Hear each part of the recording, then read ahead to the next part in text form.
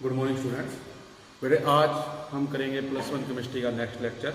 पिछले लेक्चर में आप लोगों ने देखा था भी सिस्टम्स क्या होते हैं, मेजरमेंट ऑफ यूनिट्स क्या होती हैं बेटा, और टेम्परेचर स्केल क्या होती है। नेक्स्ट टॉपिक जो बेटे आज अपना रहेगा वो है फार्मूला ऑफ कंपाउंड। भी फार्मूला ऑफ कंपाउंड क्या होता है। देखिए हमने जो फर्स्ट लेक्चर किया था बेटे उसके अंदर कुछ डेफिनेशंस की थी आपने, जैसे सिंबल क्या होता है, भी किसी भी एलिमेंट को रिप्रेजेंट करने के लिए हम उसके सिंबल का इस्तेमाल करते हैं। फिर आपने डेफिनेशन की थी एलिमेंट किसे कहते हैं, भी जो नंबर ऑफ एटम से मिलके बने होते हैं उसे भी हम सिंबल से रिप्रेजेंट कर रहे थे। नेक्स्ट टॉपिक आपने जो किया था बेटे वो कंपाउंड किया था। कंपाउंड के अंदर आपने देखा था भी दो या दो से ज्यादा जो एलिमेंट्स हैं वो आपस में बेटे कंबाइंड होते हैं, उसे हम क्या नाम देते हैं, कंपाउंड का नाम देते हैं।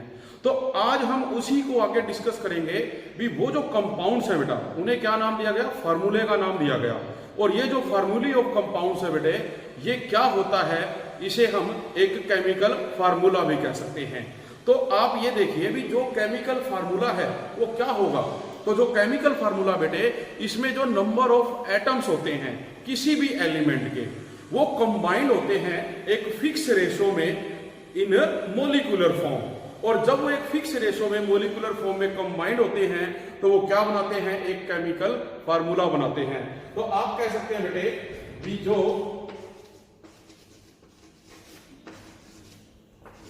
फार्मूले ऑफ कंपाउंड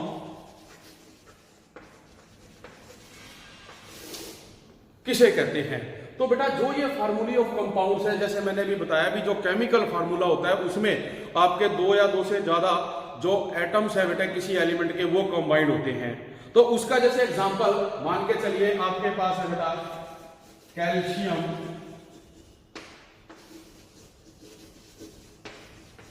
कार्बन, ठीक है जी। और इसी तरह बेटा आप ले लेते हो मान लीजिए सल्फ्यूरिक एसिड, इसी तरह आप ले लेते हो कॉपर सल्फेट। तो ये बेटे क्या है हमारे जो है केमिकल फॉर्म जो है कंपाउंड्स हैं। और इन केमिकल कंपाउंड्स को हम किसकी फॉर्म में लिखेंगे, सिंबल की फॉर्म में लिखेंगे। जैसे डिफरेंट एलिमेंट्स आएंगे हमारे। फर्स्ट टॉपिक जो आपको दिया था मैंने याद करने के लिए 10th में आपने किया था भी जो एलिमेंट्स होते हैं अपने हमें वो याद करने हैं, उसका एटॉमिक नंबर याद करना है, उसका एटॉमिक मास याद करना है। तो देखिए जो हमारे पास बेटा कैल्शियम कार्बोनेट होता है ये किससे मिलकर बना हुआ है, एक तो बेटा इसमें आएगा कैल्शियम, दूसरा बेटा इसमें आएगा कार्बन और इसमें क्या आएंगे ऑक्सीजन। तो ये हमारे पास फार्मूला होगा कैल्शियम कार्बोनेट का। इसी प्रकार बेटे जो सल्फ्यूरिक एसिड है इसका फार्मूला क्या लिखोगे, H2SO4। नेक्स्ट बेटे जो आएगा कॉपर सल्फेट CuSO4, ठीक है जी। तो ये बेटे जो CuSO4 है ये किसमें है, अनहाइड्रस फॉर्म में है क्योंकि इसके साथ अभी वाटर मॉलिक्यूल नहीं है। अगर आप इसको हाइड्रेटेड फॉर्म में लोगे तो हाइड्रेटेड फॉर्म में इस फार्मूला के साथ 5 मॉलिक्यूल्स ऑफ वाटर जुड़े होते हैं, जिसके कारण इसका जो कलर है बेटे वो क्या होता है, ब्लू, ठीक है बेटा। तो ये चीज हमारे पास क्या आएगी, फार्मूला ऑफ कंपाउंड्स में आएगी, जो कि आपने बेटा डिस्कस करना है, ठीक है। तो जो ये हमारे फार्मूला ऑफ कंपाउंड्स है बेटे अगर हम इनकी बात करें भी ये बनते कैसे हैं, किस प्रकार से इन्हें बनाया जाता है। तो देखिए लास्ट बेटे जो आपकी क्लास थी उसमें आप लोगों ने मेटल और नॉन मेटल चैप्टर किया था। तो उस चैप्टर के अंदर आप लोगों ने पढ़ा था भी कटायन क्या होते हैं, अनायन क्या होते हैं, जिसे हम इलेक्ट्रो पॉजिटिव और इलेक्ट्रो नेगेटिव आयन कहते हैं बेटा, ठीक है। देखिए क्या था अपने पास, जैसे फर्स्ट अगर आप बात करो भी इलेक्ट्रो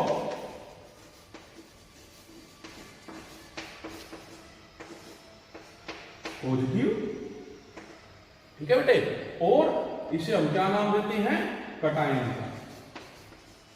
क्या नाम देंगे बेटा, कटायन का। और ये आप लोगों ने वहां पर डेफिनेशन पढ़ी थी भी इलेक्ट्रोपॉजिटिव या जो कटायन है वो क्या होते हैं। तो हमने डेफिनेशन पढ़ी थी बेटे भी जो मेटल है, मेटल और आप कह सकते हो element loss there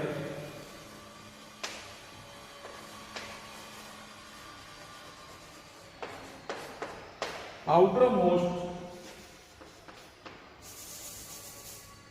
shell electron is called cation और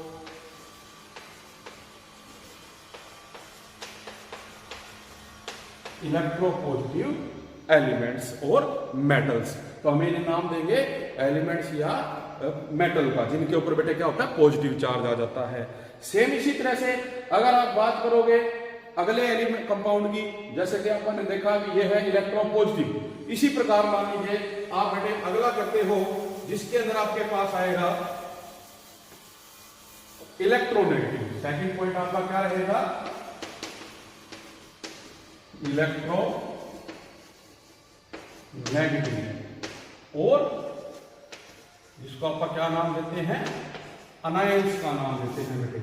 तो इसमें आपने क्या डेफिनेशन पढ़ी थी, भी जो इलेक्ट्रोनेगेटिव है बेटे उसके ऊपर क्या होता है, नेगेटिव चार्ज। इलेक्ट्रोपॉजिटिव है बेटा, आपको पता है कि जो सोडियम होता है इसका एटॉमिक नंबर बेटे 11 है, और इसको हम अगर वैलेंस में लिखें तो बेटे ये 2, 8 और 1 लिखा जाता है, 10th में आपने किया हुआ है। तो देखिए इसका जो नोबल गैस है वो यहां तक कंप्लीट है बेटे, और जब इसकी नोबल गैस यहां तक कंप्लीट है तो ये अपनी आउटर मोस्ट शेल में इस इलेक्ट्रॉन को क्या करेगा, लॉस करेगा। तो जब ये सोडियम इस इलेक्ट्रॉन को बेटे लॉस करेगा तो सोडियम के ऊपर चार्ज आ जाएगा +1, क्योंकि अब इसके पास क्या रहेगा 2, 8, एक इलेक्ट्रॉन इसने लॉस कर दिया। और सेम अगर हम इलेक्ट्रोनेगेटिव की बात करें, आपके पास है फ्लोरीन, इसका एटॉमिक नंबर है 9, और इसे आप लिख सकते हो 2 और 7। अब देखिए इसने अपना ऑक्टेट कंप्लीट करना है, तो जब इसे अपना ऑक्टेट कंप्लीट करना है तो एक इलेक्ट्रॉन लेगा बेटा। तो जब ये एक इलेक्ट्रॉन लेगा तो फ्लोरीन पे बेटे क्या आएगा, -1। अब देखिए यहां नेगेटिव चार्ज है तो ये क्या कहलाएगा, अनायन। जबकि इसने लॉस कर दिया तो ये क्या कहलाएगा, कटायन कहलाएगा बेटे। ठीक है, तो ये आपने बात याद रखनी है भी कटायन और अनायन कैसे बनते हैं। उन पे पॉजिटिव चार्ज आएगा तो इलेक्ट्रो पॉजिटिव कहलाएंगे, नेगेटिव चार्ज आएगा तो इलेक्ट्रो नेगेटिव कहलाएंगे बेटा। और इन्हें हम रेडिकल्स भी नाम दे सकते हैं। जैसे आप प्रैक्टिकल करोगे जब +1 में, तो अपने पास बेटे एनालिसिस ऑफ कटायन और अनायन आएगा, जिसके अंदर आपने जो है ऐसे एलिमेंट जिन पे पॉजिटिव चार्ज है, ऐसे एलिमेंट जिनके ऊपर नेगेटिव चार्ज है, वो हमें प्रैक्टिकल में एनालिसिस के द्वारा बेटे क्या करने हैं, अलग करने हैं। तो ये टॉपिक आएगा बेटे आपका। तो हम ये कह सकते हैं भी ये जो आयंस होते हैं बेटे, या आप ये कह सकते हो भी जो ये अनायंस हैं या जो कटायंस हैं कितने टाइप्स के होते हैं। तो इसमें जो मान लीजिए बेटे अगर हम बात करें, नेक्स्ट टॉपिक आपका जो रहेगा वो रहेगा बेटा types of ions.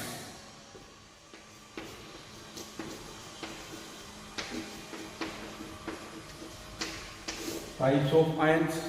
Types of ions बेटे बताने से पहले आप लोगों को यह बात याद रखनी है भी पिछली क्लास में आप पढ़ के आए होंगे वैलेंसी, भी वैलेंसी क्या होती है।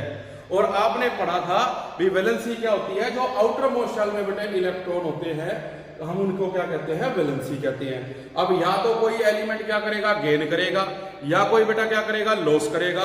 इसलिए अपने आप को कंप्लीट करने के लिए, अपनी आउटर मोस्ट शेल को कंप्लीट करने के लिए, तो वो वैलेंसी थी बेटे उसके ऊपर। और हमने वहां पे पढ़ा था भी कुछ ऐसे एलिमेंट थे जिनके ऊपर पॉजिटिव वैलेंसी होती है, कुछ ऐसे एलिमेंट थे जिनके ऊपर नेगेटिव वैलेंसी होती है। तो उसी बेस पे हमारा जो ये अगला टॉपिक है बेटे टाइप्स ऑफ आयंस। और इस टाइप्स ऑफ आयन में आप यही देखोगे भी जिनके ऊपर जो है अलग अलग जो चार्ज होता है उसके अकॉर्डिंग उसको क्या नाम दिया जाता है। तो मान के चलिए कि अगर आप बात करते हो इलेक्ट्रोपॉजिटिव की, इलेक्ट्रोपॉजिटिव, तो बेटे इलेक्ट्रोपॉजिटिव में आपका जो फर्स्ट है वो रहेगा मोनोवैलेंट। ठीक है बेटा, मोनोवैलेंट का मतलब है कि ऐसा एलिमेंट जिसके ऊपर ओनली 1 चार्ज होता है प्लस का, वो क्या कहलाएंगे, मोनोवैलेंट। एग्जांपल अभी जैसे मैंने बताया था, देखिए हाइड्रोजन है बेटा, आपको पता है इसके ऊपर एक इलेक्ट्रॉन होता है। अगर ये इस एक को क्या करेगा, लॉस कर देगा बेटे। जब ये इस एक को क्या करेगा, लॉस करेगा, ठीक है, लॉस ऑफ 1 इलेक्ट्रॉन, तो बेटा हाइड्रोजन में क्या आएगा, +1 चार्ज आ जाएगा। तो आप देख सकते हैं +1 आ गया बेटा। इसी तरह से मान लीजिए अगला एग्जांपल आप लेते हो सोडियम का, जिसमें आपने देखा 2, 8, 1। अब ये क्या करेगा, इस एक को लॉस करेगा बेटा, लॉस ऑफ 1 इलेक्ट्रॉन। तो ये क्या रह गया बेटा, सोडियम पे +1 आ गया। तो इस तरह से मतलब आप ये कह सकते हो जिनके ऊपर +1 चार्ज होता है उसे हम क्या नाम देंगे, मोनोवैलेंट का नाम देंगे बेटा। सेकंड पॉइंट जो आपका आ जाता है बेटा वो है डाईवैलेंट और बाईवैलेंट। डाईवैलेंट या बाईवैलेंट कटायन किसे कहते हैं, सेम उसी तरह बेटे।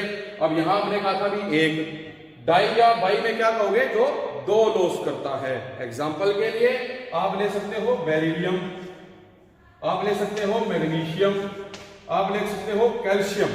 ये सभी आपस में क्या करेंगे बेटे, अपने आउटर मोस्ट शेल में से 2 इलेक्ट्रॉन्स को लॉस करते हैं। इसलिए इसके ऊपर भी क्या चार्ज आएगा, 2+, इसके ऊपर भी 2+, इसके ऊपर भी 2+। तो ये क्या कहलाएंगे, डाईवैलेंट या बाईवैलेंट कहलाएंगे बेटा। इसके बाद जो आपका थर्ड पॉइंट आएगा बेटा, नेक्स्ट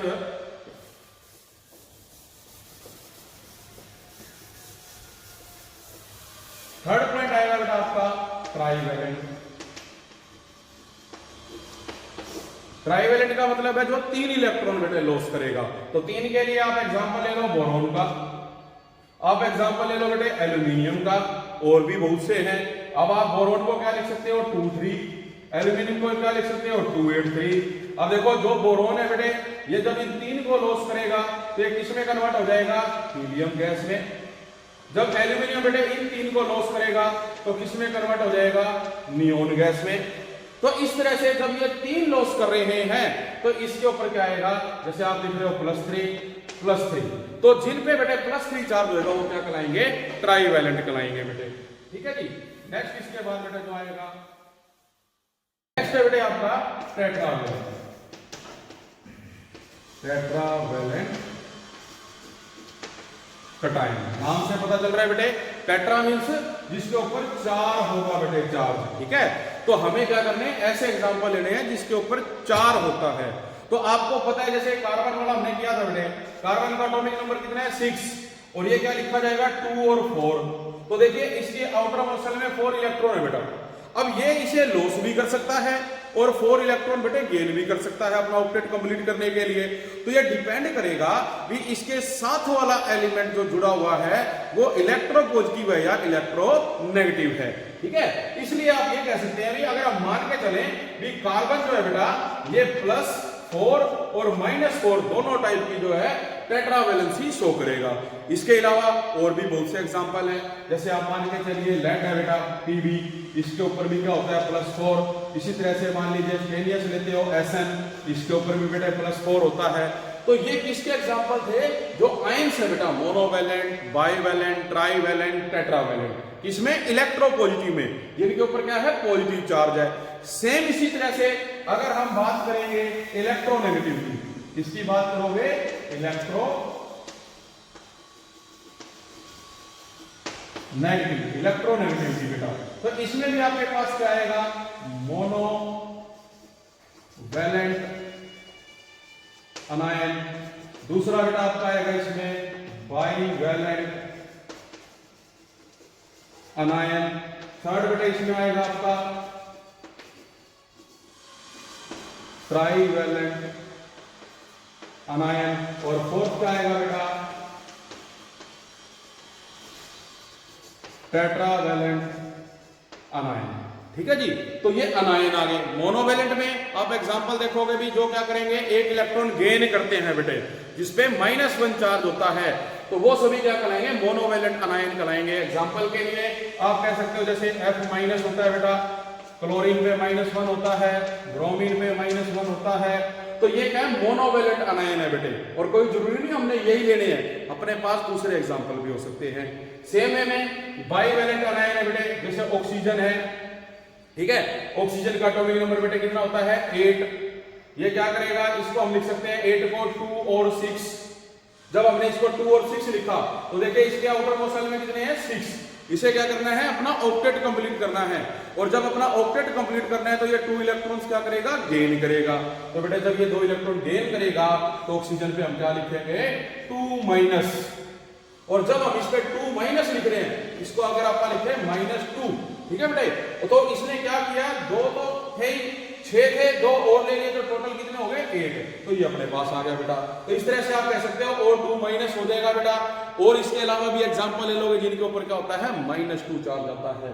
फिर बात करते हैं बेटे आप किसकी, जो अपने पास ट्राइवेलेंट अनायन है। ट्राइवेलेंट अनायन में आप ले सकते हो नाइट्रोजन, तो इसमें क्या आएगा नाइट्रोजन -3, ठीक है जी।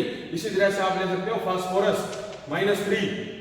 तो बेटे इसमें नाइट्रोजन में देखो कितने थे 7, इसको आप लिखोगे 2 और 5, और 5 है, 5 वाला क्या करेगा इलेक्ट्रॉन गेन करेगा, और जब वो 3 इलेक्ट्रॉन गेन करेगा बेटा तो उसका ऑक्टेट क्या हो जाएगा कंप्लीट हो जाएगा -3।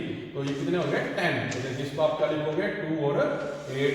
सेम में फास्फोरस है बेटा 15, 2 8 5 इसने लिए तो इस पे क्या आ गया -3, कितने हो गए 18। तो इसको आप लिख सकते हो 2 8 8। तो ये किसके एग्जांपल हो जाएंगे ट्राइवेलेंट के एग्जांपल हो जाएंगे। सेम इसी तरह बेटे टेट्रावेलेंट आ जाएगा। टेट्रावेलेंट जैसे कि मैंने बताया था अभी कार्बन, आप देखोगे 7 वाला क्या है तो उस बेस पे उसे हम माइनस में लिखेंगे। उसके अलावा और भी बहुत से एग्जांपल हैं, जैसे अपने पास जो एग्जांपल आएगा जैसे एक तुम ये ले सकते हो FeCN, इसके अंदर बेटा जो आपके पास आएगा 6, और ये क्या लिखोगे इसके ऊपर तुम जो है 4-। और देखिए इसको हम क्या कहते हैं, इसे हम कहते हैं कॉम्प्लेक्स, ठीक है बेटा, इसे हम कहेंगे कॉम्प्लेक्स कंपाउंड। क्या कहलाएगा कॉम्प्लेक्स कंपाउंड। इस कॉम्प्लेक्स कंपाउंड पे आप देख रहे हो 4- दे रखा है। इसी तरह कोई और एग्जांपल ले सकते हो जिसके ऊपर 4- आएगा बेटा, ठीक है। तो वो क्या कहलाएंगे टेट्रावेलेंट अलाइन कहलाएंगे, जो किसके पार्ट्स थे बेटे इलेक्ट्रोनेगेटिव के। तो ये क्या कहेंगे अपने टाइप ऑफ आयंस कहलाएंगे बेटे। इसके बाद अपना जो टॉपिक आ जाएगा नेक्स्ट बेटे वो है फॉर्मेशन ऑफ केमिकल फार्मूला। भी जो केमिकल फार्मूला है बेटे वो कैसे बनाया जाता है, ये आप लोगों ने 9th में भी किया, ये आप लोगों ने बेटा 10th में भी किया। अभी जैसे एक एग्जांपल मैं आपको करवाता हूं इसका भी, आप उसके अकॉर्डिंग इसको करेंगे। उसमें देखेंगे आप क्या बेटे होता है कि सबसे पहले आपने क्या करना होता है, जो हमारे पास कटायन या अनायन है फर्स्ट पॉइंट में आपने क्या करना है उसे लिखना है उसकी वैलेंसी के अकॉर्डिंग, ठीक है जी। जैसे मान के चलिए आपको पेपर में आ जाता है भी जो कैल्शियम क्लोराइड, इसका फार्मूला आपने क्या करना है बनाना है। तो इसके लिए देखो बेटा जो हमारा फर्स्ट पॉइंट रहेगा, आपने क्या कहा भी कटायन और अनायन को आपने लिखना है उसके चार्ज से। हम कहते हैं कैल्शियम, ये देखिए कैल्शियम, और अभी आपको बताया था भी जो कैल्शियम है बेटा उसका एटॉमिक नंबर है 20, इसको लिखोगे 2 8 8 और 2। यहां तक इसकी क्या है नोबल गैस है, तो ये 2 इलेक्ट्रॉन लॉस कर सकता है, इसलिए आप क्या कहोगे भी इसके ऊपर क्या चार्ज आता है +2 का। नेक्स्ट क्या बेटे क्लोराइड। क्लोराइड का मतलब देखिए जब उस पर चार्ज नहीं होता सिंगल होता है तो वो कहलाता है क्लोरीन, और जब बेटे वो इलेक्ट्रॉन गेन कर लेगा जब उस पर कोई चार्ज आ जाता है तो वो क्या कहलाता है आइड, क्लोराइड कहलाता है। तो हम इसे क्या लिखेंगे Cl, और इस पे आप देखोगे भी क्लोरीन कितना था बेटे 17, इसको आप लिख रहे हो 287। अब देखिए हमें ऑक्टेट कंप्लीट करना है, नोबल गैस बनानी है, तो जो 7 है वो 1 इलेक्ट्रॉन गेन करेगा, और जब वो 1 इलेक्ट्रॉन गेन करेगा बेटा तो ये क्या हो जाएगा 2 8 और 8। इसका मतलब उसने गेन किया तो चार्ज क्या आएगा -1। अब हमने ये यहाँ पे लिख दिया।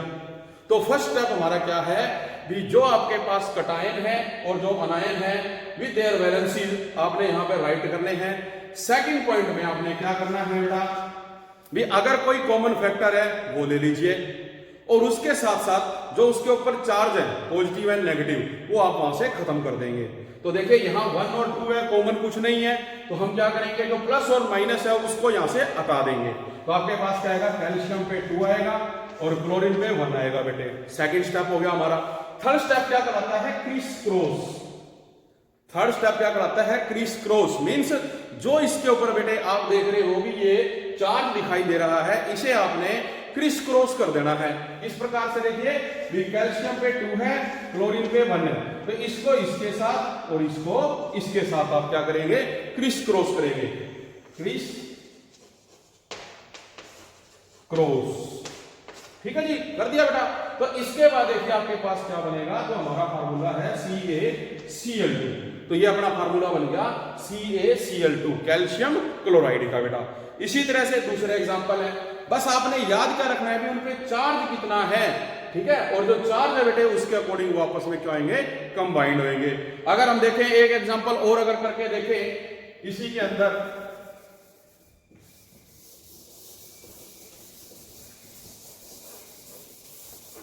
बेटा आपको दिया गया है कैल्शियम कार्बोनेट, हमें कैल्शियम कार्बोनेट का बनाना है। अब ये हमेशा याद रखना पड़ेगा आपको भी जो बेटे कार्बोनेट है, कार्बोनेट का फार्मूला होता है CO3, क्या होता है CO3, और इसके ऊपर क्या चार्ज होता है 2-, ठीक है जी। तो कार्बोनेट के ऊपर बेटे क्या लिखेंगे हम, सॉरी -2, तो CO3 - 2 लिखा जाएगा। ये हमेशा याद रखना है बेटे आप लोगों ने, ठीक है। तो ये चीज कैसे निकलती है बेटे, इसे निकालने के लिए आप क्या करोगे भी जो इस एलिमेंट के वैलेंस इलेक्ट्रॉन है वो कितने बेटे 4, ठीक है जी, और जो ऑक्सीजन की वैलेंसी होती है वो आपको पता है कितनी होती है -2, और हमें दे कितनी रखी है ऑक्सीजन 3, तो आप इसको जो मल्टीप्लाई करोगे कितना हो जाएगा -6, तो 4 में से 6 जाएगा कितना आया -2, तो इस तरह से हमारे ऊपर क्या आया -2 चार्ज आया बेटा। तो इसको आप यहां पे लिखोगे आप, और जैसे फर्स्ट पॉइंट वही है बेटा कैल्शियम +2 कार्बोनेट -2। अब हम क्या करेंगे सेकंड स्टेप में, कोई कॉमन फैक्टर है या प्लस माइनस उसको एलिमिनेट करेंगे। तो आप देख सकते हैं बेटे कैल्शियम के ऊपर से प्लस हटाया, कार्बोनेट के ऊपर से माइनस हटाया, और यहां आप देख रहे थे ये 2 रह गया, ये भी 2 रह गया बेटा। अब हम नेक्स्ट स्टेप में क्या करेंगे, इसे कॉमन ले लेंगे, कैल्शियम के ऊपर 1 आ गया, कार्बोनेट के ऊपर 1 आ गया, क्योंकि 2 इज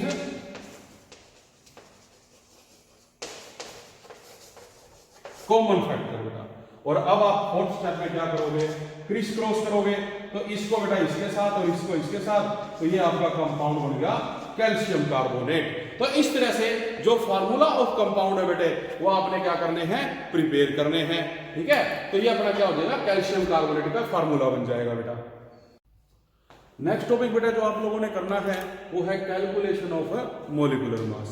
तो बेटे जो नेक्स्ट टॉपिक है मोलिकुलर मास, इसके अंदर देखिए आपने क्या करना है, जैसे कि सभी जो एलिमेंट है बेटे उनका एटॉमिक नंबर और एटॉमिक मास आप लोगों को याद है, तो अब उसी के अकॉर्डिंग हमने क्या करना है, मोलिकुलर मास निकालना है। जैसे एग्जांपल के लिए मैं पहले छोटा एग्जांपल ले रहा हूं बेटे, आप देखिए सबसे पहले बेटे क्या लेते हो, HCl ले लेते हो, और आपको ये कहा जाता है कि इसका मोलिकुलर मास निकालिए। तो इसके लिए आपको क्या करना पड़ेगा, इसके एटॉमिक मास याद होना चाहिए। अब जैसे आपको पता है हाइड्रोजन का एटॉमिक मास बेटे 1 ही है, और जो क्लोरीन है इसका एटॉमिक मास है बेटे 35.5, ठीक है जी। अब हम क्या करेंगे, देखिए आपको हाइड्रोजन कितनी दी गई है बेटा 1, मल्टीप्लाई इसका एटॉमिक मास, मतलब जो एलिमेंट है उसके नंबर ऑफ एटम्स आपको कितने दे रखे हैं उसको आपने मल्टीप्लाई करना है उसके एटॉमिक मास से। तो अपने को हाइड्रोजन के नंबर ऑफ एटम दिए थे 1, मल्टीप्लाई किया उसके एटॉमिक मास 1 से, प्लस क्लोरीन के नंबर ऑफ एटम कितने बेटा 1, मल्टीप्लाई किया हमने उसके एटॉमिक मास 35.5 से। अब 1 × 1 बेटा 1, प्लस ये कितना होगा 35.5, तो इसको आप ऐड कर दोगे तो 36.5 अपने पास क्या आएगा बेटा, इसका मोलिकुलर मास आएगा। तो ये आपका मोलिकुलर मास है किसका, HCl का। नेक्स्ट मान के चलिए आपके पास है H2SO4 बेटा, इसमें आप याद रखोगे भी हाइड्रोजन का उसी तरह से देखो मोलिकुलर मास है 1, सल्फर का कितना है बेटे 32, और ऑक्सीजन का कितना है बेटा 16। तो हम क्या करेंगे, नंबर ऑफ एटम्स कितने हाइड्रोजन के 2, मल्टीप्लाई जो एटॉमिक मास है हाइड्रोजन का 1, प्लस जो सल्फर है बेटा नंबर ऑफ एटम कितने हैं 1, इनटू इसका एटॉमिक मास कितना है बेटा 32, plus number of atoms oxygen के कितने हैं 4, मल्टीप्लाई उसका जो एटॉमिक मास है बेटा वो कितना है 16। तो आप देखेंगे यह आएगा 2, ये 32 और ये बेटा कितना होगा 64। तो आप जब इसको ऐड करोगे तो किसके बराबर आएगा 98 के आएगा बेटा। तो इसमें देखिए आप लोगों को एक बात पता चल रही होगी, हमें मोलिकुलर मास जो एटॉमिक मास है वो याद रखना पड़ेगा, तभी जो हमारे पास ये कंपाउंड है इसका मोलिकुलर मास आप कैलकुलेट कर पाओगे। तो इस तरह से आपने करना है। इसके बेस पे आपको क्वेश्चन आएंगे, जैसे क्वेश्चन बेटे क्या है करते हैं अभी एक क्वेश्चन, जैसे आपका क्वेश्चन बेटे रहेगा इसके अंदर भी आप how much copper is obtained, how much copper is obtained from 100 gram copper sulphate. अपने को बेटा क्वेश्चन में वो ये कह रहा है भी अपने को 100 ग्राम कॉपर सल्फेट दे रखी है, उसमें जो कॉपर है बेटा उसका कितना अमाउंट प्रेजेंट है ये आपने निकालना है। तो अब देखिए कॉपर का अमाउंट निकालना है, इसके लिए सबसे पहले आपको इस कॉपर सल्फेट का मोलिकुलर मास निकालना पड़ेगा। फार्मूला क्या है CSO4।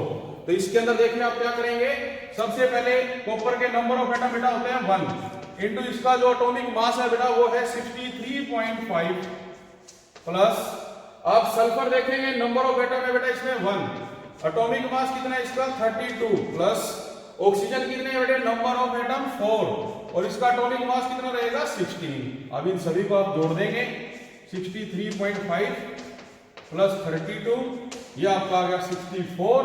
तो बेटे टोटल ये हो जाएगा 4 2 6 और 3 9 159.5। तो ये बेटे कॉपर सल्फेट का अपने पास क्या आएगा मोलिकुलर मास आ जाएगा। ठीक है, अब अपने को कॉपर सल्फेट दे रखिए जो टोटल बेटे उसका मास है वो ये है 159.5, जबकि हमें क्या कह रहा है वो भी 100 ग्राम में आपने कैलकुलेट करके दिखानी है। तो इसके लिए आप देखिए क्या करेंगे, आप कहेंगे भी जो 159.5 ग्राम कॉपर सल्फेट है बेटे वो उसके अंदर जो कॉपर है कितनी है 63.5 ग्राम। ठीक है जी, जो 59.5 ग्राम कॉपर सल्फेट है आप कह सकते हो कंटेन कॉपर कितनी 63.5 ग्राम। तो आप कहेंगे 1 ग्राम में कितनी है, तो इसके लिए बेटा इसके डिवाइड बाय में आएगा और निकालना कितने के लिए था 100 ग्राम के लिए। तो ये बेटा आपका आ जाएगा 100 ग्राम, इधर इसके साथ मल्टीप्लाई करोगे इसको और जब आप लोग इसको मल्टीप्लाई करोगे तो आपका आंसर आएगा, हम मान के चले कि वो समथिंग क्या है x। तो ये हमारे पास क्या आएगी 100 ग्राम कॉपर सल्फेट में जो कॉपर प्रेजेंट है बेटे उसका अमाउंट आएगा। तो किसकी सहायता से हुआ, जो मोलिकुलर मास था बेटा इसका कॉपर सल्फेट का कितना 159.5। अगर हमें ये ना पता होता तो हम इसे नहीं निकाल पाते। तो इस तरह से वो क्वेश्चन आप कहेंगे उन्हें आपने करना है।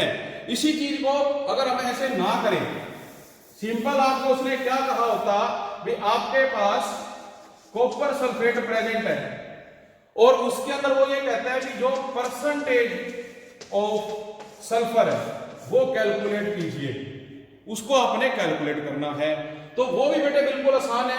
अभी आपने देखा था कि इसका एटॉमिक मास मोलिकुलर मास कितना था 159.5। तो हमें सल्फर निकालनी है बेटे, तो कैसे करेंगे देखिए, नंबर ऑफ एटम सल्फर के कितने हैं 1 इंटू में बेटे इसका आपने लेना है एटॉमिक मास 32 और डिवाइड करोगे इस पूरे फार्मूले के मास से तो 159.5 और परसेंटेज है उसके लिए आप क्या करोगे 100। तो ये आपके पास वैल्यू आएगी मान के चलिए x।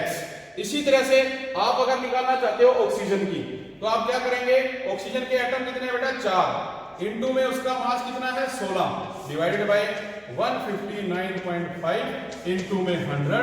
तो इसकी वैल्यू मान के चलिए बेटा कितनी आती है y। तो इस प्रकार से आप क्या करोगे, हम जो परसेंटेज कंपोजिशन है ईच एलिमेंट की बेटा वो भी कैलकुलेट कर सकते हैं इस फार्मूले की सहायता से। तो ईच जो हमारे पास एलिमेंट है उसकी परसेंटेज को आप कैलकुलेट कर पाओगे। तो इस तरह से आपने ये जो क्वेश्चन है इनको कंप्लीट करना है। बेटा नेक्स्ट टॉपिक जो अपना है वो है इंपीरिकल एंड मोलिकुलर फार्मूला।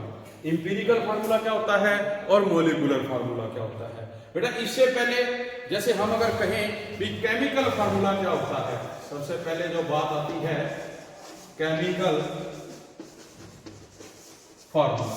तो बेटा जो ये केमिकल फार्मूला है इसके अंदर आप लोगों ने पढ़ा पिछली क्लासेस में भी जो नंबर ऑफ एटम्स होते हैं एलिमेंट्स के वो एक फिक्स रेशो में आपस में बेटे कंबाइन करते हैं, उससे क्या होता है एक केमिकल फार्मूला बनता है। एग्जांपल के लिए अगर हम बात करें तो आप एग्जांपल में बेटे कह सकते हो जैसे CaCO3, आप कह सकते हो H2SO4, आप ले सकते हो CuSO4। ठीक है जी, तो ये सभी बेटे क्या है केमिकल फार्मूला है जिनमें जो हमारे पास नंबर ऑफ एलिमेंट्स हैं मोर देन 2 वो आपस में कंबाइन है। ठीक है जी। तो अब इसी को आगे करते हुए हम क्या करेंगे, जो इंपीरिकल और मॉलिक्यूलर फार्मूला है उसको डिस्कस करेंगे। तो बेटा इसमें आप देखो क्या डिस्कस करोगे भी, सबसे पहले बेटा जो बात करता है ये वो बात है इंपीरिकल फॉर्मूला। देखिए बेटा इंपीरिकल फार्मूला क्या होता है, ये बेटे simplest whole number ratio of the atoms of element होते हैं किसी भी केमिकल फार्मूला के, जिसको हम सिंपलेस्ट फॉर्म में लिखते हैं। क्या कहेंगे आप, the simplest whole number ratio of their element in molecular formula. मतलब आप ये कह सकते हैं भी जो हमारा एक्चुअल फार्मूला होता है ना उसको हम सिंपलेस्ट फॉर्म में लिखते हैं। एग्जांपल के लिए आप ये लीजिए, जैसे आपके पास है बेटा H2O2, इसे हम कहते हैं हाइड्रोजन पर ऑक्साइड। लेकिन अगर हम इसको सिंपलेस्ट फॉर्म में लिखना चाहें, मींस इंपीरिकल में लिखना चाहें, तो यहां पर 2 नहीं आएगा, 2 कॉमन चला जाएगा, तो सिर्फ ये रह जाएगा HO, जिसे हम कहते हैं इंपीरिकल फार्मूला। इसी तरह देखिए आपके पास है बेटा बेंजीन, ठीक है जी, और इसका अगर हम इंपीरिकल फार्मूला लिखें तो ये बनेगा CH। क्यों? क्योंकि हमने जो सिंपलेस्ट फॉर्म है वो लेनी है, वो करने के लिए हमने जो कॉमन फैक्टर था उसको अलग कर दिया, तो हमारे पास ये एग्जांपल रह जाएंगे। तो ये क्या कहलाएगा, इंपीरिकल फार्मूला कहलाएगा बेटा। ठीक है। जबकि अगर हम बात करें इसकी मॉलिक्यूलर फार्मूला की, तो मॉलिक्यूलर फार्मूला क्या होता है बेटे, एक्चुअल में जो रेशो है हमारा, अब बात करेंगे मॉलिक्यूलर फॉर्मूला। तो मॉलिक्यूलर फार्मूला क्या होता है बेटा, जो actual ratio of number of atoms of element in molecule. भी किसी भी मॉलिक्यूल में जो एक्चुअल नंबर ऑफ रेशो है नंबर ऑफ एटम्स का, वो क्या कहलाएगा बेटा, मॉलिक्यूलर फार्मूला। जैसे अभी आपने देखा था भी बेंजीन C6H6, इसको आप क्या कहते हैं, बेंजीन। इसी तरह आप ले लेंगे C6H12O6, इसको आप क्या कहोगे, ग्लूकोज। इसी तरह से आ जाएगा H2O2, इसको बेटा आप क्या कहते हैं, हाइड्रोजन पर ऑक्साइड। ठीक है बेटे। तो इस तरह से हमारे पास कुछ फार्मूला होते हैं जो एक्चुअल में होते हैं बेटे, उनका एक्चुअल नंबर ऑफ एटम्स होते हैं, उसे हम नाम देंगे इसका मॉलिक्यूलर फार्मूला का। ठीक है बेटे। तो इसके बेस पे हमें एक रिलेशनशिप दिया गया है, और वो जो रिलेशनशिप है बेटे आपका, वो किसके बीच में है, मॉलिक्यूलर फार्मूला और इंपीरिकल फार्मूला के बीच में। Relation between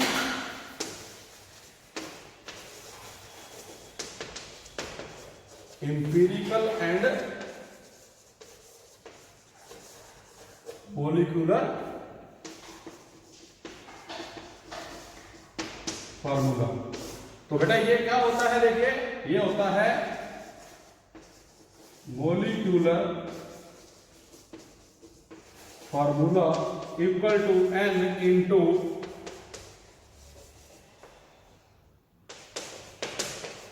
empirical formula. मतलब ये हुआ कि अगर आपको n की वैल्यू पता है और आप उसको इंपीरिकल फार्मूला से मल्टीप्लाई करोगे तो आप मॉलिक्यूलर फार्मूला कैलकुलेट कर सकते हो। तो उसके लिए जैसे आप एक छोटा सा एग्जांपल देखिए जो अपने पास अभी है, हम करते हैं उसको।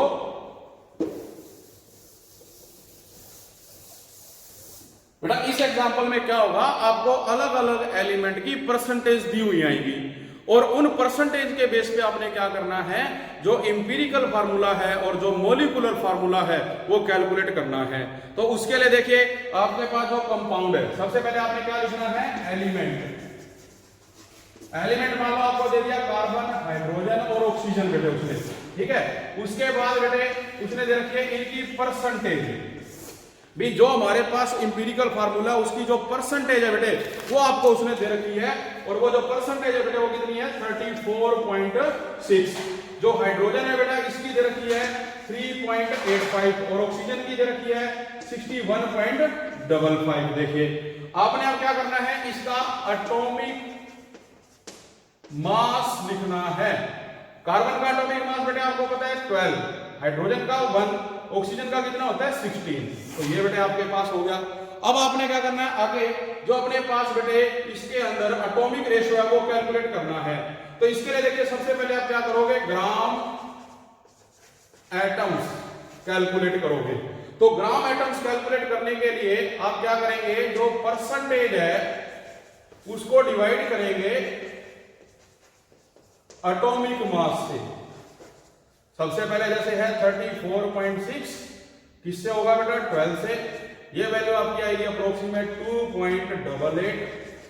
नेक्स्ट है बेटा 3.85 बाय 1, यह आएगा 3.85। नेक्स्ट है बेटा 61.55 डिवाइडेड बाय बेटा 16, ये भी आपके पास बेटे क्या वैल्यू आएगी, ये आएगी 3.85। तो इस तरह से आप इसको कैलकुलेट करोगे बेटे। नेक्स्ट इसके बाद जो आपका बेटे कॉलम बनेगा वो है एटॉमिक रेशियो। मतलब इसमें आप ये देख रहे हैं भी अभी भी ये जो हमारे पास वैल्यू आई है ये डेसिमल में, तो इसे बेटा सोल्व करने के लिए आप क्या करोगे, इन सभी में से जो सबसे छोटी टर्म है वो लेके उसको भी और बाकी को भी आप क्या करोगे, डिवाइड करोगे। जैसे कि मान लीजिए ये सबसे छोटी थी तो 2.88 डिवाइडेड बाय 2.88 इसके बराबर है बेटा 1 के। जो 3.85 है डिवाइड करोगे 2.88 से तो ये अप्रोक्सीमेट 1.337, या बेटा इसको आप लिख सकते हो 4/3। सेम इसी तरह से जो नेक्स्ट है बेटा 3.85 डिवाइडेड बाय 2.88, ये भी आपके पास आएगा सेम बेटा और 4/3। देखो ये करने में भी आपकी वैल्यू जो है सिंपल नहीं आई बेटे, तो अब इसको हम क्या करेंगे, सिंपलेस्ट रेशियो बनाएंगे। नेक्स्ट पॉइंट जो रहेगा सिंपलेस्ट रेशियो, तो इसमें बेटे हम क्या करेंगे, एक ऐसे इंटीजर से मल्टीप्लाई कर देंगे जिससे ये सिंपलेस्ट रेशियो बन जाए। तो हम क्या करेंगे, 1 को करेंगे बेटे 3 से, तो ये 3 आ गया, 4/3 था मल्टीप्लाई किया 3 से तो 4 आ गया। इसको भी आपने देखो 4/3 को 3 से किया तो कट के कितना आ गया, 4 आ गया बेटे। तो देखिए अब हमारी जो वैल्यूज है वो आ चुकी है सिंपलेस्ट फॉर्म में 3, 4 और 4। तो इस बेस पे आप क्या कहेंगे भी जो रेशियो ऑफ कार्बन, हाइड्रोजन और जो ऑक्सीजन है बेटे वो कितना है 3, 4, 4। तो इस बेस पे जो आपका इंपीरिकल फार्मूला बना, C कितना बेटा 3, हाइड्रोजन कितना है 4 और ऑक्सीजन कितना है बेटा, ये भी आपके पास है 4। तो ये आपका क्या बन गया, इंपीरिकल फार्मूला बन गया। तो इस तरह से हमने बनाना है। अब अगर आप बात करो भी मोलिकुलर फार्मूला भी बनाए, तो मोलिकुलर फार्मूला भी जैसे रिलेशनशिप बताया हमें n पता होना चाहिए। और n कैसे निकलेगा बेटा, जो मोलिकुलर फार्मूला मास है उसे हमने डिवाइड करना है इंपीरिकल फार्मूला मास से। तो हो सकता है आपको वो दिया हुआ है या हो सकता है ना दे रखा हो। तो इसके बेस पे बेटे जो हम क्वेश्चन है वो करेंगे नेक्स्ट लेक्चर में। आज आपने करना है सिर्फ इंपीरिकल फार्मूला, और इसके बेस पे जो न्यूमेरिकल आपकी बुक में उनकी आपने क्या करनी है, प्रैक्टिस करनी है। ठीक है बेटे, so thank you very much.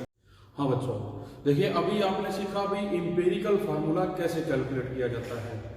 अब बेटा आपको क्वेश्चन जो आएंगे वो क्वेश्चन ऐसे भी आ सकते हैं जिसके अंदर आप एक को मोलिकुलर फार्मूला भी कहा जाता है कैलकुलेट करने के लिए। तो जब आपको बेटा ऐसे न्यूमेरिकल्स आएंगे जिसमें आपको ये कहा जाएगा कि मोलिकुलर फार्मूला कैलकुलेट कीजिए, तो इसके लिए आपको पहले इंपीरिकल फार्मूला कैलकुलेट करना पड़ेगा। उसके बाद जैसे कल हमने किया था एक रिलेशनशिप भी, जो मोलिकुलर मास है बेटा वो किसके बराबर था, n into empirical formula mass.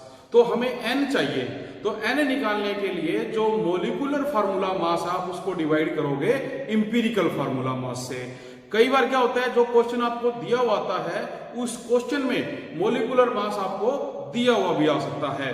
तो बस आपने करना क्या है, जो इंपीरिकल फार्मूला आपने कैलकुलेट किया उसका मोलिकुलर मास जो है बेटे उसको आप क्या करोगे, कैलकुलेट कर लोगे, जिससे हम n की वैल्यू को कैलकुलेट कर सकते हैं। तो इसके बेस पे एक अपने पास बेटे प्रॉब्लम है, आज मैं वो डिस्कस कर रहा हूं यहाँ पे भी। आपको एक कंपाउंड दिया गया है और उस कंपाउंड में बेटा अपने पास पोटाशियम है कितना 42.391%, आयरन है 15.2173%, कार्बन है बेटा 19.5652% और नाइट्रोजन है 22.826%। तो बेटे ये परसेंटेज आपको उसने दे रखी है। और इसके अलावा उसने क्या दिया हुआ है, जो मोलिकुलर मास ऑफ कंपाउंड है वो 368 है भी। जो ये मिलके एलिमेंट्स कंपाउंड बनाएंगे उसका जो मोलिकुलर मास है वो 368 है। तो हमें वो कहता है calculate molecular formula, molecular formula calculate कीजिए। तो आपने सबसे पहले इसमें क्या करना है, इंपीरिकल फार्मूला कैलकुलेट करना है। और वो कल हमने जैसे किया था भी, इंपीरिकल फार्मूला कैलकुलेट करने के लिए आपको चाहिए name of element, percentage of element, atomic mass of element. अब आप नेक्स्ट स्टेप में बेटे क्या करोगे, जो ग्राम एटम्स है बेटा, मतलब परसेंटेज निकालनी है आपने। तो जो ग्राम एटम्स है वो निकालने के लिए जो परसेंटेज है उसको आप डिवाइड करोगे एटॉमिक मास से। कहने का मतलब है भी जो 42.3913 है बेटा, इसको जब आप डिवाइड करेंगे 39 से, तो जो बेटे आपकी वैल्यू आएगी यहाँ पे वो बेटे आपके पास आएगी इसके अंदर क्वेश्चन में देखिए 1.08692 ये बेटे वैल्यू आएगी।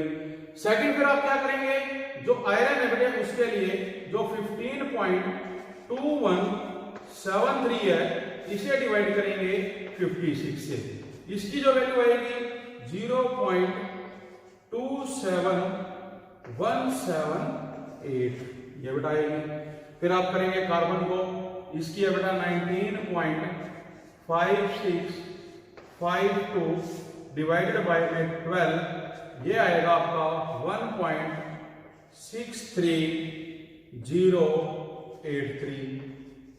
और लास्ट बेटा आपके पास है 22.8260 डिवाइडेड बाय में 14, इसकी वैल्यू जो आएगी 1.6307। तो ये हमारे पास बेटा इस तरह से इसे कैलकुलेट करने पे ये वैल्यूज आ जाएंगी आपके पास। बट हम ये देख रहे हैं कि जो ये वैल्यूज बेटे आई है ये क्या है, एटॉमिक रेशियो में नहीं है। तो इसे एटॉमिक रेशियो में बनाने के लिए इनमें से जो सबसे छोटी टर्म है वो लेके इन सभी वैल्यूज को हम उससे डिवाइड कर देंगे।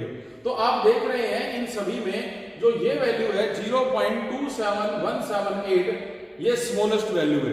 तो हम क्या करेंगे, देखिए जो आपके पास ये वाली वैल्यू है बेटा 1.08692, इसको डिवाइड करेंगे 0.27178 से। तो इसे सोल्व करने में बेटे जो आपका आंसर आएगा वो आपका बेटा इसके अंदर आंसर रह जाएगा कितना 4। इसी तरह से अगर आप इसी वैल्यू को 0.27178 को डिवाइड करोगे 0.27178 से, तो ये बेटा आएगा 1। फिर आप करेंगे 1.63083 को डिवाइड 0.27178 से, तो आपके पास आएगा बेटे 6।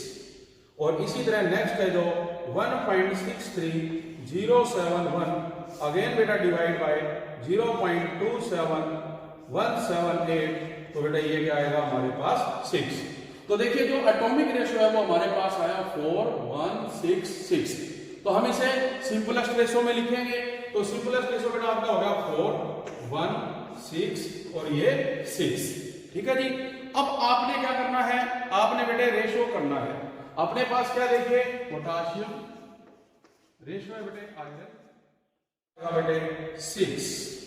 और इसी तरह नेक्स्ट है जो 1.63071 अगेन बेटा डिवाइड बाय 0.27178, तो बेटा ये क्या आएगा हमारे पास 6। तो देखिए जो एटॉमिक रेशियो है वो हमारे पास आया 4:1:6:6।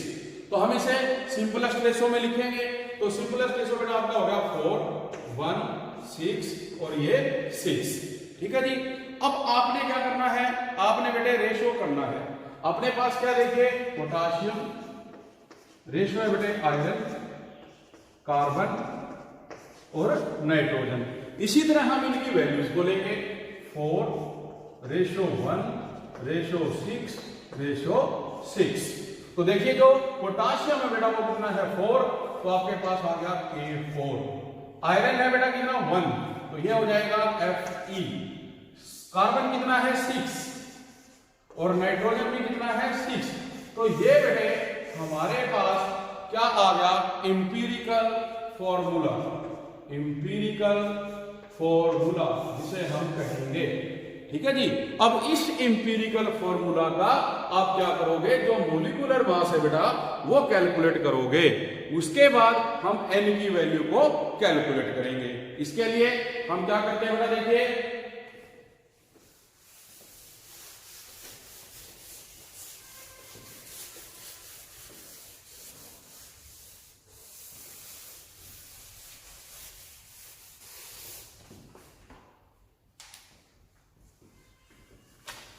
देखिए बेटा अब आपके पास ये आ गया। इसमें आपने क्या करना है बेटा, देखिए इसमें ये कहते हैं भी जो K4FeC6 K4FeC6N6।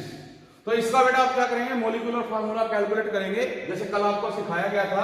तो देखिए इसमें क्या है, पोटाशियम के नंबर ऑफ एटम कितने बेटे 4, एटॉमिक मास कितने हैं 39 प्लस आयरन के कितने हैं 1, एटॉमिक मास 56 प्लस कार्बन कितना बेटा 6, एटॉमिक मास 12 प्लस नाइट्रोजन कितना बेटा 6, एटॉमिक मास 14। तो आप इसको कैलकुलेट करेंगे, देखिए 156, 56, 72 और ये बेटा आपका आ गया 84। तो आप देखेंगे इसका जो मास आएगा बेटा, मोलिकुलर मास, वो कितना हुआ 368। तो ये क्या है, ये है एम्पिरिकल फॉर्मूला मास कितना बेटा 368। अब आपको पता है कि जो n है वो क्या होता है बेटा, molecular weight divided by empirical formula wait. तो आप क्या करेंगे, मोलिकुलर वेट आपको देखो दिया हुआ बेटा उसने 368 और एम्पिरिकल भी हमने कैलकुलेट किया कितना है 368, ये कैंसिल कितना आया 1। मतलब ये हुआ भी जो n की वैल्यू है बेटा वो कितनी होगी 1 होगी। तो अब आपको ये पता है जो रिलेशनशिप था भी molecular formula equal to n into empirical formula. तो n की वैल्यू बेटे आपने कैलकुलेट की है 1 और एम्पिरिकल फॉर्मूला क्या है K4FeC6N6। तो इसको मल्टीप्लाई करेंगे तो ये वही आएगा K4FeC6N6। तो बेटा ये क्या होगा आपका, ये हमारा होगा मोलिकुलर फॉर्मूला। तो हमने देखा बेटा जब आपको न्यूमेरिकल्स आएंगे तो एक क्वेश्चन ऐसा आ सकता है जो सिर्फ एम्पिरिकल फार्मूला बेस्ड हो, एक क्वेश्चन ऐसा भी आ सकता है जो क्या है मोलिकुलर फार्मूला बेस्ड हो। ठीक है जी। तो उसमें आपको मोलिकुलर जो मास है वो दिया हुआ आएगा। समटाइम्स बेटा क्या होता है, मोलिकुलर मास जो हो सकता है ना भी दे रखा हो, तो हम उसे भी कैसे कैलकुलेट करेंगे, बिल्कुल आसान फार्मूले से, क्योंकि उस केस में आपको वेपर डेंसिटी दी हुई जाएगी क्वेश्चन के अंदर। तो आपने क्या कहा, आपने ये कहना है बेटे भी जो मोलिकुलर मास है ये एक और रिलेशनशिप हो जाएगा 2 इंटू वेपर डेंसिटी। ठीक है जी। और ये जो वेपर डेंसिटी आपको क्वेश्चन में दी हुई आएगी, तो जब आप उसको 2 से मल्टीप्लाई कर दोगे तो यहां से भी आप जो मोलिकुलर मास है उसको कैलकुलेट कर सकते हो। तो इसके बेस पे बेटे आपको क्वेश्चंस आएंगे, उन्हें आपने क्या करना है, कैलकुलेट करना है। ठीक है बेटा, तो आप ये करेंगे।